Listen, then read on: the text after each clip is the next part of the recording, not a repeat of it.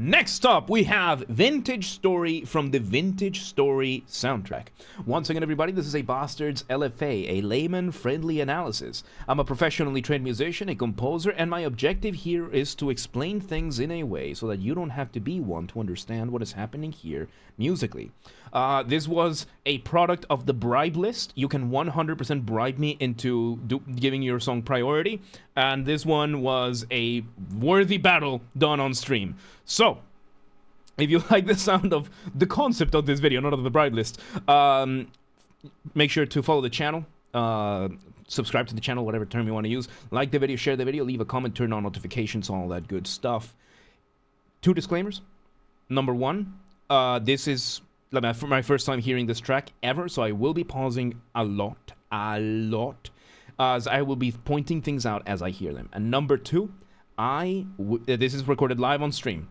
So I'm stumbling upon my words already. I might stumble a bit more because this is on a single take. So there's that. Oh yeah, also we're monetized to consider doing a paid membership thing. So yeah, let's do this. Let's see what we got. Let's see what we got. Vintage Story. Let's go.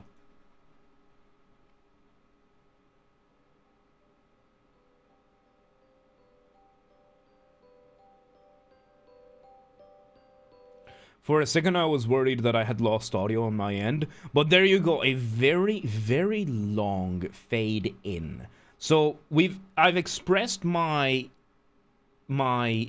dislike and my disdain towards fade outs, right? But this one is a fade in. We're just turning up the volume of this. We have this very, very lovely, it sounds kind of like a music box. There's this instrument that is like a hand keyboard. It's like made out of little steel, like little metal rods, and you just flick with your fingers. It's a very, very lovely instrument. I forget the name of the instrument.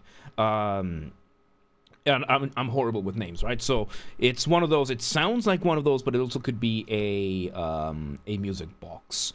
And we are having this very, very beautiful downwards arpeggio of a very beautiful chord. An arpeggio is playing a chord one note at a time. And this would be an inverted chord. This could be a 7th chord. So when it comes to chords, chords is when you stack notes vertically, right? So in most cases, you will have chords with 3 notes. So let's say in a most musical scales will have 7 notes, right? So 1, 2, 3, 4, 5, 6, 7. So when you make a chord, and back to 1, which is called the octave. So when you make a chord, you will pick a number of these to play at the same time. So usually, most of the time, you will have 3 notes, 1 space apart, so to speak. So a chord, the root chord of a scale would be notes number 1, 3, and 5. That would be a triad. So a triad just means it has 3 notes. If it has 2 notes, it is a dyad kind of thing. So a triad is usually when it has 3 chords, which is one of the more common things for chords. But then you can have extended chords. In this case, we could add the 7, in which case we call that a 7th chord. Right? So a 7th chord is a chord that includes a 7th. Why is that the name? Because if we were to take the triad, 1, 3, and 5, and continue that principle of skipping 1 note, the next one would be 7. So in that sense, our chord, vertically speaking, would look like 1, 3, 5, and 7. Now, where am I going with this? What we are hearing is called an inversion. Inversion, we've talked about this in triads are not the same as triplets. Triads are for harmony, triplets are for rhythm. In music, we have 3 main things: melody, harmony, and rhythm. Right now, we are talking about harmony. In harmony, it's a triad. In rhythm, it would be a triplet. And those are 2 very distinct concepts because, in rhythm, it's going to have the whole context of rhythm. But that was a good question. So, inversion in the sense of melody, we've talked about how you flip it upside down. When it comes to chords, it is changing where the notes are in what order. Because in music, it's not just what notes you have. Because as we just said, the scale you repeat over and over again. So, once you go back to 1, that is called an octave, then you continue going upwards and upwards and upwards, so you can 100% tell where the octave, in which part of the range you want the notes to be. So you can make inversions by flipping notes upwards an octave or downwards an octave. And what we have done here is we have taken the 7th and taken it down so that the 7th, so now our chord, instead of being 1, 3, 5, 7, now it is 7, 1, 3, and 5.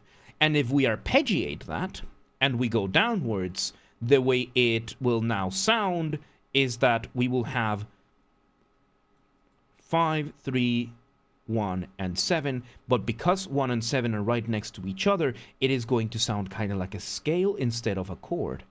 And that is exactly what we're doing right now with these little chords at the beginning. So, there you go. There you go. Garman, welcome today. And yeah, any requests made right now will be deleted, so keep that in mind. Let's see where this goes. I think it's more than one instrument. I think there's a doubling here. Ooh. So yeah, and behind this we have a very faint, very, very lovely and faint synth, giving us like this lower piano kind of thing. And it's just, very, very lovely. And we might, Nico, we might.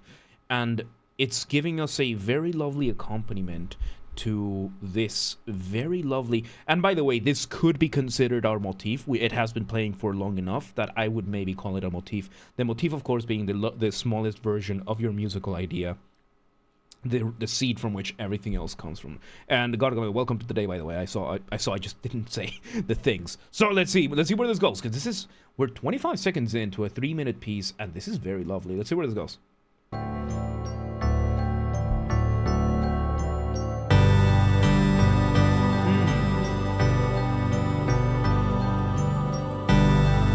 This is a very, very good use of doublings. So, doubling, or doublings, is a principle under orchestration, or instrumentation, which is picking the right instruments, not just for the right sound, but for the right psychological response. When you hear a music box, you will often hear, or a toy, it sounds like a toy. It gives you that sense of innocence, of serenity, of peace that comes with that. So we have that, and when you do doublings, it's having more than one instrument playing the same thing for the sake of texture, usually. So right now, we have two things going on mainly.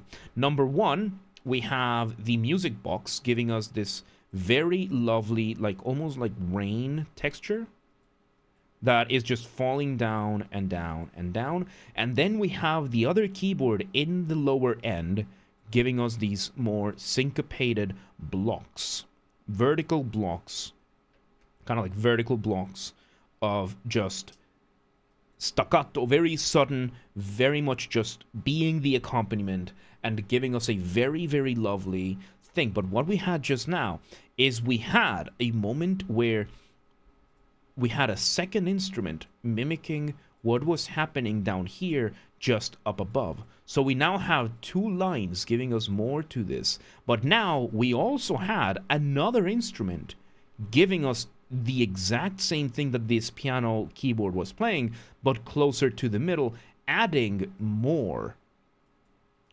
texture in between and making our landscape a little bit more complex, doing the same thing that we had been doing. This is very creative, and this is a very good use of doublings in this sense. Let's see where it goes. I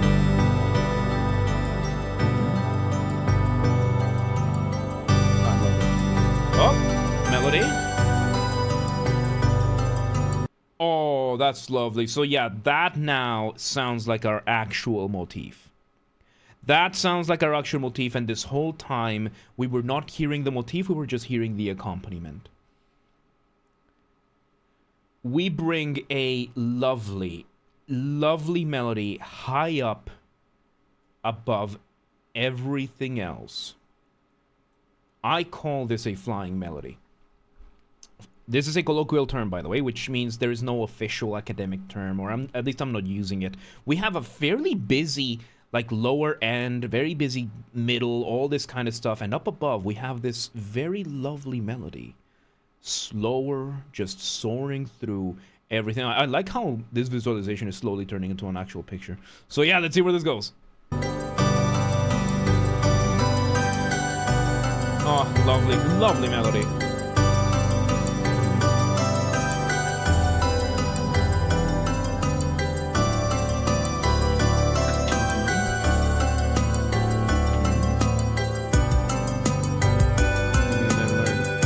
Oh, interesting, Jazz, interesting.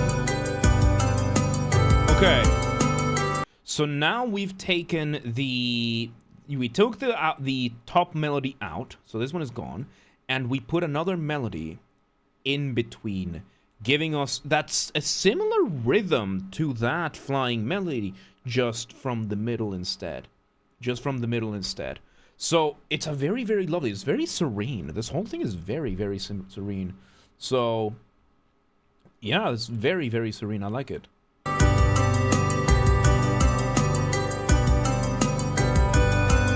Ooh, there's another thing that happened. There's a drum kit. There's a drum loop going in now. But the drum...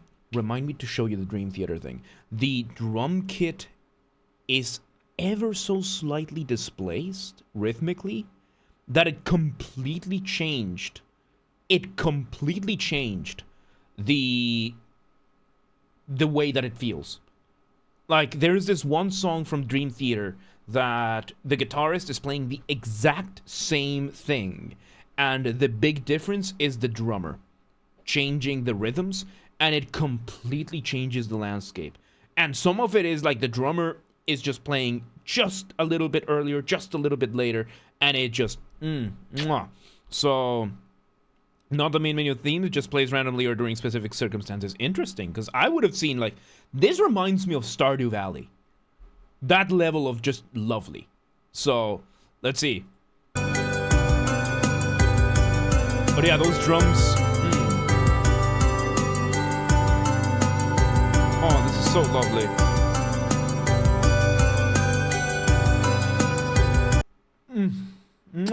Absolutely beautiful. So we are making sure we are using all of our material. So we introduce the high melody first, then we introduce the low melody first, and now we have both at the same time doing some beautiful counterpoint. Counterpoint is the study of melodies, how they interact with each other, all that kind of stuff, and it's just this one is really, really lovely. Did I forget to mute the laptop? I think I forgot to mute the laptop. But yeah, no, we have this it's just beautiful. This is really, really just beautiful, man. This is awesome. This is awesome. Let's see where this goes, because this is so nice.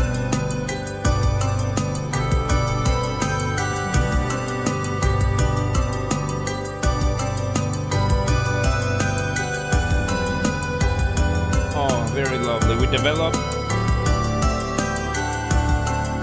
I'm just enjoying how this is a very lovely way of layering. Because now, of course, we also have the drum kit giving us a very, very lovely landscape at the bottom. Like, the more layers I'm putting here, the more this just looks like a picture. I love this. Can't stop winning. There you go. And oh my god, it's just, yeah, this is absolute. I'm gonna have there are so many of these games that I need to check out. This is lovely, dude. This is, yeah.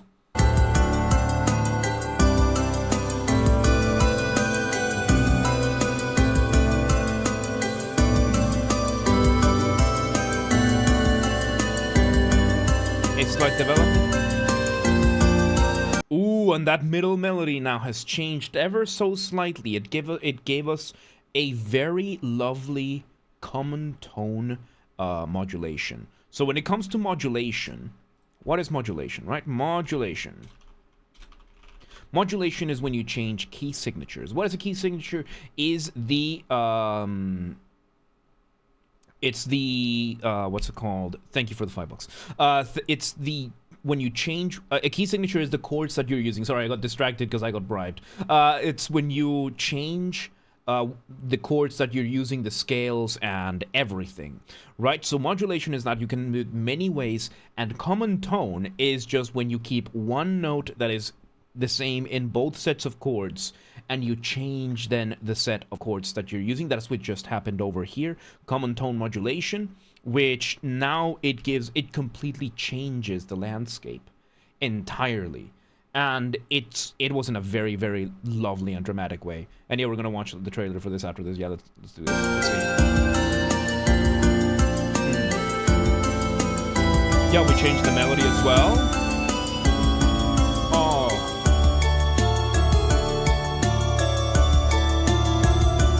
Yeah, we changed from major to minor. Which major scales are often more happy sounding, more giddy. Minor scales sound a little bit more sad, more serious, that kind of thing.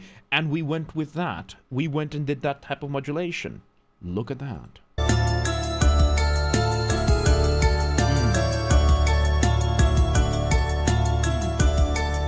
Yes, it's when you take when you borrow a note from another scale. Yes, when you borrow a note from another scale, but it's the same note in both scales. So for example, let me give you a very nice example of two different scales that have this, right? So in the case of C major, we have C, D, E, F, G, A, B. Those are the notes in the C major scale. And let's do an easy one, right? G major scale. So G, A, B, C, D, A, E, and F sharp. So when it comes to these, the G major scale and the C major scale, they share 6 out of their 7 notes, which means at any point you could say hold the note G, do a modulation, and just hold the note G, and you can go from the C major scale to the G major scale using G as the common tone. That's just common tone modulation. You can just hold it, and then you build the chords around it to make the cadence work right. And you can do that. Of course, there are a lot more complex scales that you could have, that there's only one note that is common between the two, and then you use that one. But yeah, that's the whole thing with this, and it's just given us such a different texture in general. It's very lovely. I love it. It's not in minor scale. Let's see. The motif. And the funniest thing, the motif is still roughly the same idea. It's still roughly the same shape. It's just in the new scale now. This is insane. Luke, welcome to today. How you doing? By the way, I am going to be deleting all the requests now. We're going to be doing the requests in a different way after this one. We'll get into detail. All right, let's see how this ends, because we got about 30 seconds left. Let's see. Okay, we're removing layers one by one.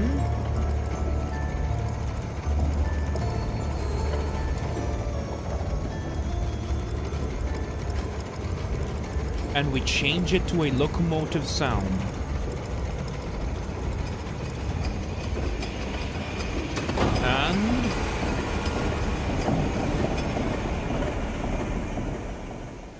And we ended with those ambient sounds. Okay, this is a crossfade. This is not, yeah, it's gears turning. This is not a fade out. This is a crossfade. So a crossfade, yeah, it's pouring, it kind of sounds like rain, gears turning, like it's a more industrial, it's raining now properly, and this is a crossfade ending.